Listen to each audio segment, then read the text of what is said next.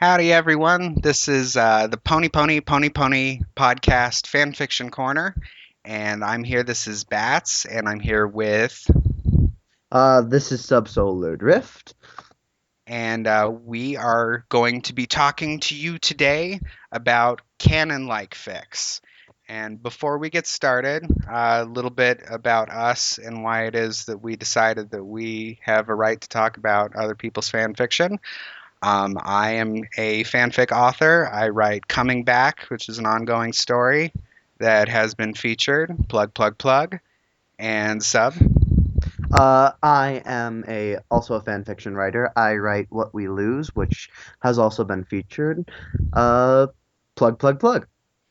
And today we are going to be talking about three stories that fit the bill as working as almost like canon episodes. And those three we're going to talk about are Nos Flutteratu, Sunny Skies All Day Long, and Friendship is Empathy. Yep. So if you haven't read these, I guess we should probably say be warned for spoilers. There'll be a bigger spoiler alert later on. If we talk about anything too big, we can add that in. I'll let you know then. But, well, I guess here we go. Yeah, and none of these three are particularly spoiler heavy as Spoilers. far as spoilers Life go. happens.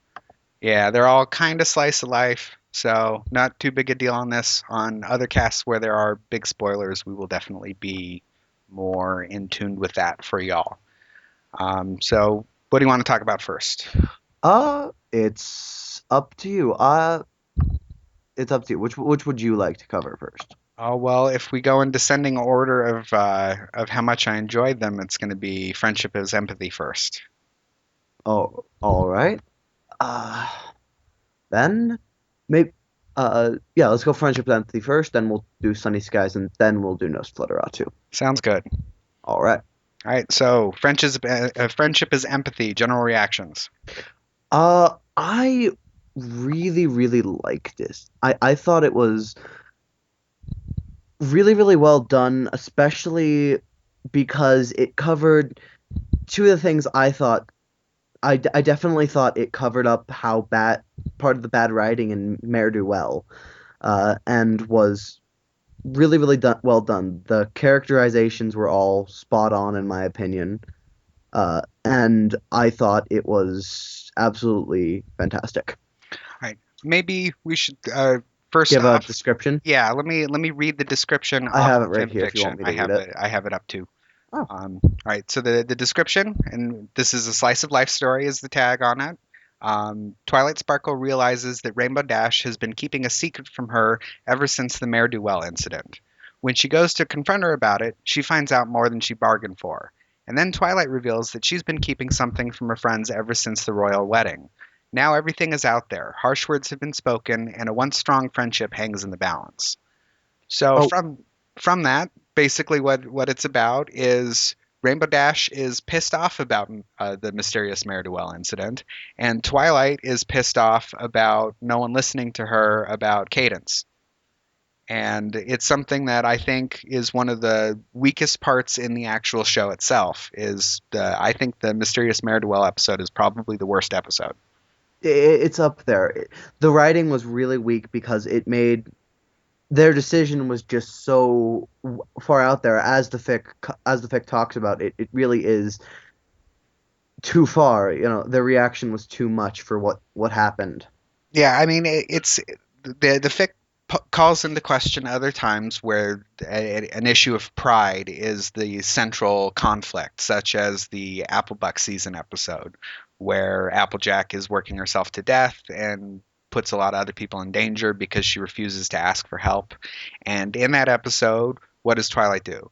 She offers to help. She offers Hmm. to help. She offers to help. And in the Mare-do-Well episode, no one ever talked to Rainbow that much and really confronted her about how she was acting. It was maybe a little bit of it there, but it kind of they jumped straight to action. Yeah, I mean, basically all that happened was they made some passive aggressive comments about how Rainbow Dash is acting. That was all that they really did, and she didn't even notice.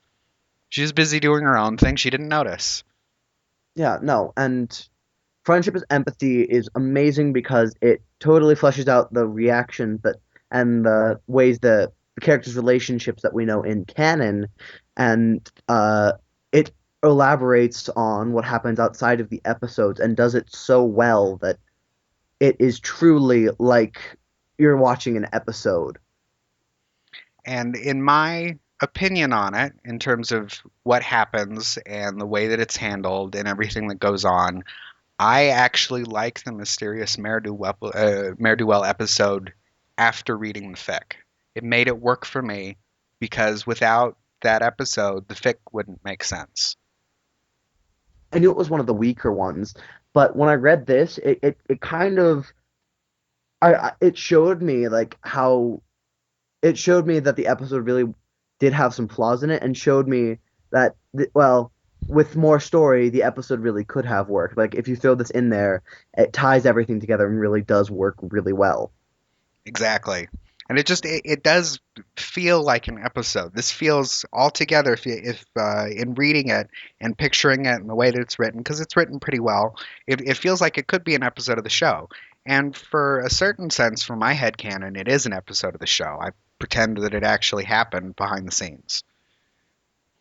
Uh, the instant I read this on Bat's suggestion, I adapted it to my headcanon because it really does fit perfectly with the way Twilight, way Twilight sees everything and the way Rainbow sees everything.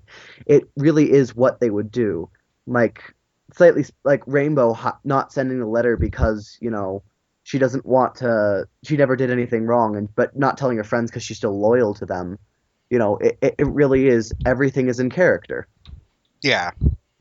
Yeah. So no, I think the characterization is the number one thing that works, and that the writing style is more inobtrusive than anything. Okay, yeah, Anything that yeah. didn't work for you? From not not really that sticks out. I guess I guess you could have done it in less words,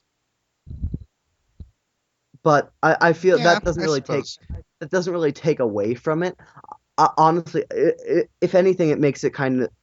I would say it doesn't. It's not as quite feeling like an episode as it could be because it's longer per se. But nothing takes I away from its suppose. writing. But I There's one thing that I have. mm, Go ahead. no, Go ahead. after you. No, after you. All right. My problem with it is a pet peeve.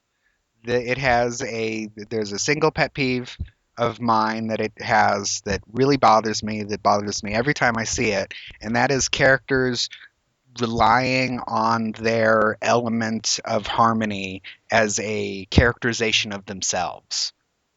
I Mm. hate that. I hate whenever I see it, and it's almost always used for Rainbow Dash, and I've never heard her in the show ever refer to herself as the element of loyalty. It doesn't make sense. The characters don't talk about the elements of harmony that much. They're only really there in a handful of episodes, and when they're there, none of the characters talk about how they're connected to one or the other or anything like that, aside from the first one. And what they say is that each pony embodies one of the elements, not that they are the element.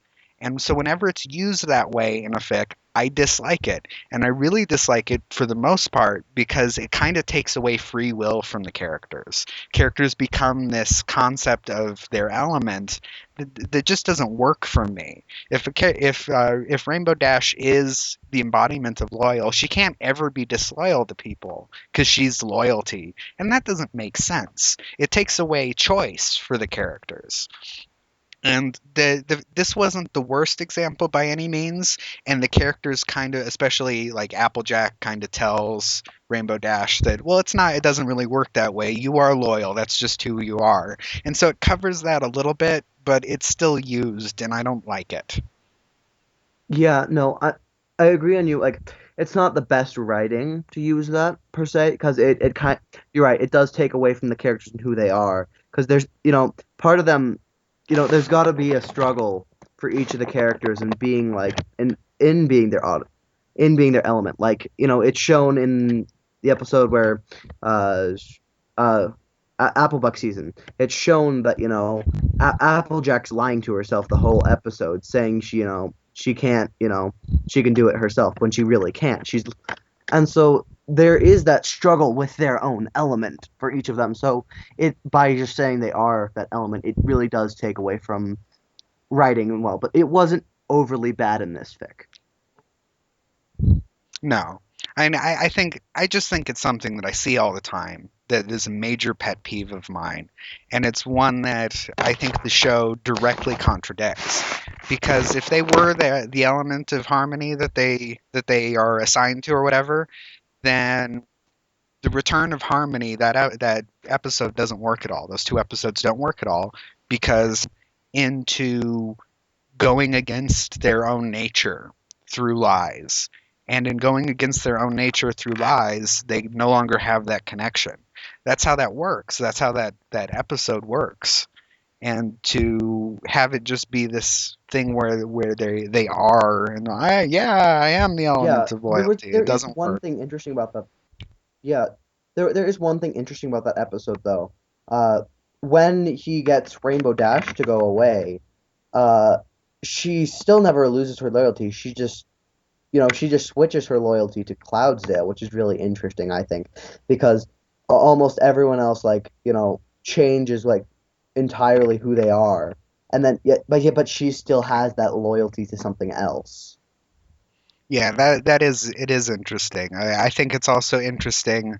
It's really hard to lie to Rainbow Dash in the show.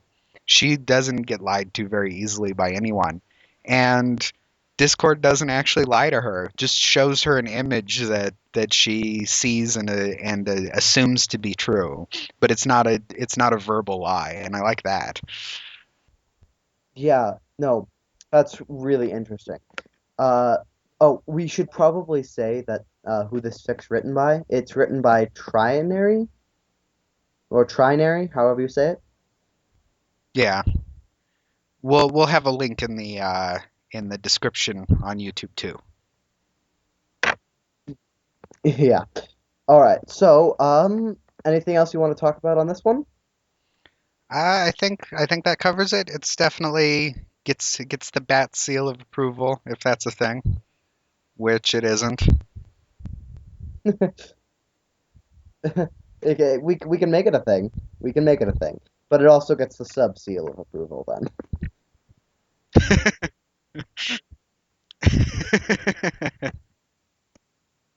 Those are things now. This is a thing. All right. The next fic we're going to be looking over is Sunny Skies All Day Long by Phantom Fox. It is currently the number six most favorited fic on FimFiction, and is, in my opinion, extremely, extremely good. Uh, that's I liked it. It certainly isn't my favorite of the things that I've read. I think it's a little safe, but I did like it. There's nothing wrong with it. Yeah, in my opinion, I felt like the safeness, you're right, is definitely a factor. And I feel that's part of the reason it feels so close to the actual episodes is because it's that safe. It's got the safety factor that's in a lot of the episodes there. And, you know, it's innocent, it's cute, and it's some pretty good development for Celestia in my Yeah, I could agree with that. It's definitely good development for Princess Celestia, and the general layout of the fic works very well. It's nice that they go and they have her interact individually with everyone, even if Fluttershy's was a little rushed, but still that had that individual reaction with everyone. Yeah. Uh, that it definitely worked very well. Oh, I should probably read out the description. Oops. Uh, so Princess Celestia tires of constantly being surrounded by decorum, deference, and formality, and decides to take a day off from being princess. But visiting Ponyville incognito is harder than she expects. Will she be able to fit in and make more friends without blowing her cover? But no, things it did well. I thought it did a really good job of showing Celestia in a new way, and definitely a way. I loved how they kind of showed how she had a little bit of trouble adjusting to everything. Uh, but overall, she adjusted quite well. Yeah, I'd agree with that. I think that it did a good job of her both having fun and cutting loose, but also being terrified of having her cover blown. That was where a lot of the fun in the story came from, were those possible mistakes that she made, which she didn't really make that many mistakes, but she did a little bit, and Yeah, definitely that's the source of the enjoyment for it, I think. yeah.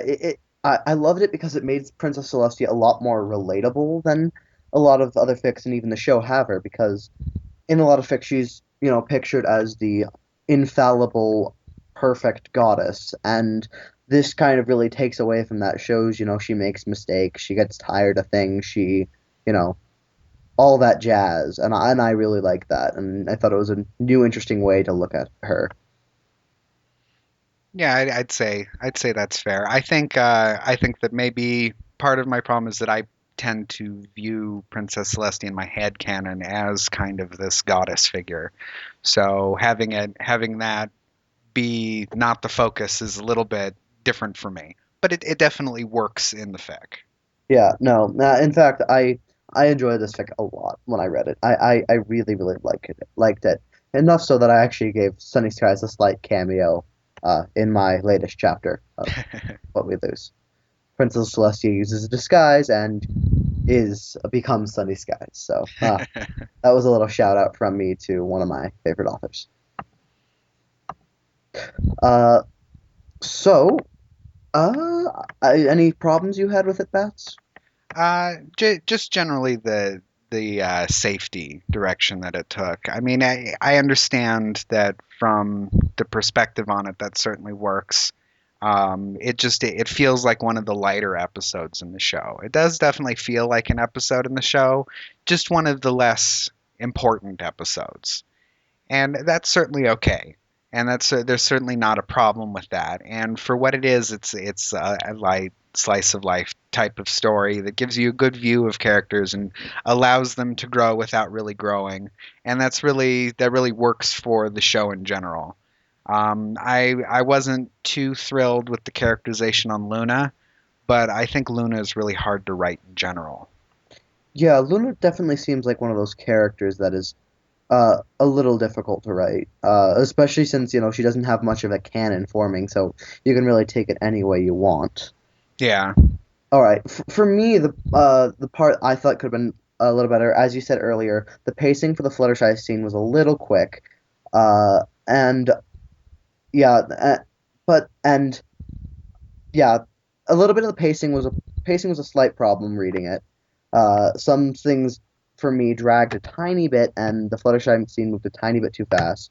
And then, besides that, though, I loved it, and I thought it was very well done. I thought the resolution was an interesting one. I think that the resolution was, in a certain sense, anticlimactic because Yeah. she gets outed, but it doesn't matter. And what I think's interesting about that is how often that sort of thing happens in the show, where Mm. everyone has this central problem that they're obsessing over, and it ends up being that as soon as it's out in the open for everyone to see, nobody actually cares.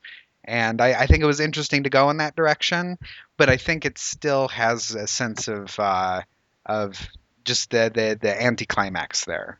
It does. I will say I love the way with the whole letter, Spike sending the letter and then it coming back to her. I thought that was pretty funny. Yeah, that definitely worked very well. Yes. Anything you particularly enjoyed about this one? I really liked the scene with helping Big Mac and Applejack get the cart out of the mud. I think that was probably the best scene of it, of her wanting and being interested in getting her hooves dirty, and her doing so, and it not and her just kind of having fun, but and also experiencing manual labor for the first time. Yeah, no, I really love that. And in fact, that scene has actually become the cover of the fic on Film Fiction, Yes. uh, because it really is probably the defining moment of the story, or one of the big ones. Yeah. It shows that it really shows her personality and what she's like, and I love that. So on to the next. Sure. So the last one we're going to talk about is Nos Flutteratu. And Nos Flutteratu, let's read the description first for once. Mhm. Uh, Bye, Charcoal Quill yes, by Charcoal Quill. And it's comedy, slice of life, and dark. Whereas Sunny Skies, because we didn't actually is read the just tags, is just right. slice of life. But so the description is Twilight Sparkle has been looking forward to a quiet, relaxing day with a friend, and at first it seemed that Fluttershy could provide just that. But when Twilight makes a rather unsettling discovery about the Pegasus and her unusually sanguine appetite, the knowledge proves to be anything but relaxing. So this is, if you can guess by the title and by that description, is outing Fluttershy as a vampire and suggesting that she has been a vampire for the entire time the show has gone on. It is absolutely fantastic. I love this fic. When I was a little unsure when I first saw it, especially with the cover, because it made it look like it was gonna change Fluttershy's attitude and her personality, and I'm not a huge fan of that. But Bats suggested it to me, and I checked it out, and I thought it was fantastic, and was really true to the episodes, especially how it made it seem like it was like, Fluttershy could really have been a vampire the whole time. Yeah. As odd and weird as that would seem, it really made it work. Um, it pulls along the episode. You see Twilight going crazy and really being Twilight like she would, still like wanting to be friends, but still kind of freaking out over the whole thing. And the characterization was still really good because like you changed one core aspect of a pony, but yet she's still the same. And I thought that was really interesting. It was definitely interesting, and it was not even changing a core aspect. It was adding new information, and the new information was one that, for Twilight especially, was jarring at first, but eventually, with everything coming together, ended up being a not a big deal. Yeah, And no. And like I love the way that they had Twilight come to terms with it, like kind of having to deal with another problem and trying to help her friend and realizing that, wait, it's still my friend. I don't want anything bad to happen to her. It doesn't really matter that, she really is a vampire. definitely that the fact that it didn't matter at the end was especially her kind of about face on it, Yeah. where it was when she finally got it, when she finally realized that this is Fluttershy that she was talking about, someone that she has been friends with for a long time, and that she has been a vampire for the entire time that's gone on. So it doesn't really change anything. And then having that coincide with the introduction of the vampire hunter hearing about Fluttershy and going off to dispatch her, like that combination, and her just suddenly being like, I know what I was saying before, but I was wrong, and I have to make this right. And that definitely worked very well. Yeah. One of the things I think that makes it a little less episode like is definitely the darker subject matter that, you know, really they don't go to at all in the show really. That's the only thing I feel that really takes away from it being much of a, actually show worthy episode is the fact that it's a little darker subject matter because it is rated teen instead of, everyone. I suppose that's true. I think that the show does get a similar level of dark, um, for the most part. I think that the real like breaking scene, the scene that just wouldn't actually work in the show, would be the exchange between Twilight and Rainbow Dash.